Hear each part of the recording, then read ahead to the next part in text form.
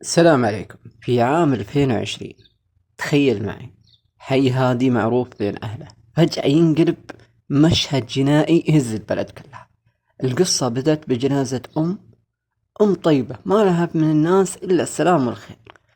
راحت فيها عائلتها ودفنوها وقلوبهم تتفطر عليها، لكن ما دروا أن المصيبة الأكبر ما بعد بدت. بعد ما دفنوا الأم بيوم واحد ولدها الصغير بعمر الزهور ما تجاوز 18 سنة لحقها للقبر، لكن ما لحقها بالدعاء، لحقها بالدم. للأسف الولد هذا اللي ترتيبه الثالث بين أخوانه كان قلب أمه، كانت تحبه جدا، راح ضحية ل8 طلقات نارية أطلقها عليه واحد من مروجي المخدرات في وضح النهار قدام اخوانها الصغار، وهو يحاول بس يحمي امه اللي كانت لحظتها موجودة معهم.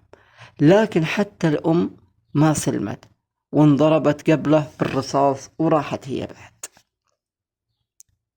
الحي اللي صار فيه كل هذا هو حي الضباط في نجران، والناس يعرفون بعضهم مثل كأنهم عائلة واحدة. بس اللي ما كانوا يتوقعونه انه واحد من مروج السموم بيزرع الحقد والموت وسطهم بهالطريقة الوحشية. طبعا اهل الولد يقولون ان البداية كانت من شكوى ابو العائلة يوم